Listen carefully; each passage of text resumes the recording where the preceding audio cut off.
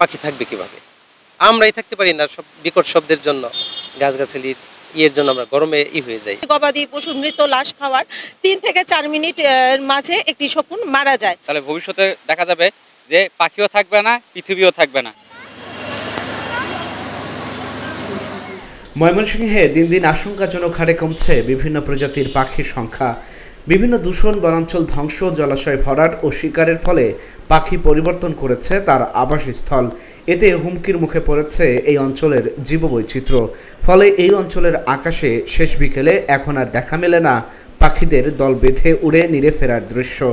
ডালে ডালে শোনা যায় না ময়না টিয়ার ডাক, খুনসুটিও নেই চড়ুই, বুবলি বা বক মাছরাঙার, গাছেও নেই তেমন পাখির বাসা। পরিবেশের অস্তিত্ব টিকিয়ে রাখতে পাখি রক্ষার দাবি প্রকৃতিপ্রেমীদের। আগের মতো থাকলে তো পাখি থাকতো। পাখি তো গাছের পরম প্রিয় মানুষ, প্রেমিক বলা চলে, কিন্তু এখানে নাই তো এরা। পাখি থাকবে কিভাবে? আমরাই থাকতে পারি না সব বিকট শব্দের জন্য, গাছগাছালির ইয়ের জন্য আমরা গরমে হয়ে যাই। কাককে বলা হয় প্রাকৃতিক ঝাড়ুদার। কাক আমাদের আশেপাশের মৃত পশু পাখির দেহ খেয়ে পরিবেশকে পরিষ্কার পরিচ্ছন্ন রাখে। আর দ্বিতীয়টি হচ্ছে শকুন। শকুন বিলুপ্তির একমাত্র কারণ হচ্ছে মানুষ। গবাদি পশুকে বেদনানাশক হিসেবে যে ধরনের ডাইক্লোফেনাক দেওয়া হয়, ডাইক্লোফেনাক যেই গরু বা গবাদি পশুর শরীরে আছে, সেই গবাদি পশুর মৃত লাশ খাওয়ার ৩ থেকে ৪ মিনিট মাঝে একটি শকুন মারা যায়। পরিবেশ দূষণ, শব্দ দূষণ, বায়ু দূষণ এবং পানি দূষণ, সকল দূষণ মিলিয়েই দেখা যাচ্ছে পাখিগুলো তার আজকে জীববৈচিত্র্য যেটা পাখির, এটা নষ্ট হয়ে যাচ্ছে। আস্তে আস্তে দেখা যাবে এই দূষণগুলো যদি এখন রোধ না করতে পারে, তাহলে ভবিষ্যতে দেখা যাবে যে পাখিও থাকবে না, পৃথিবীও থাকবে না।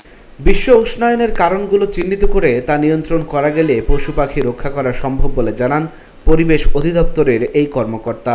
গ্লোবাল ওয়ার্মিং যে কারণে হচ্ছে, সেগুলো আমরা নিয়ন্ত্রণ করতে পারি, বন্ধ করতে পারি, তাহলে হয়তো এই যে জলবায়ু পরিবর্তন সেটা আস্তে আস্তে নিয়ন্ত্রণ হবে এবং একই সাথে পশু পাখি বা প্রাণী বা মানুষ সুরক্ষার লক্ষ্য আস্তে আস্তে সময় নিতে হবে।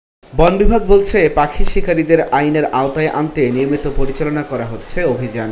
না, আমাদের তো ওরকম অভিযান পাইলে ওই সমস্ত এলাকাগুলোকে যথাসম্ভব টহল করা হচ্ছে। তারপর কেউ যদি ওরকম শিকারি পাওয়া যায় তাদেরকে আইনের আওতায় আনা হচ্ছে। বিলুপ্তপ্রায় পাখি ও পরিবেশের ভারসাম্য রক্ষায় সম্মিলিত উদ্যোগ নেবে সরকার, এমনটাই প্রত্যাশা ময়মনসিংহবাসীর। Dhaka journal news desk.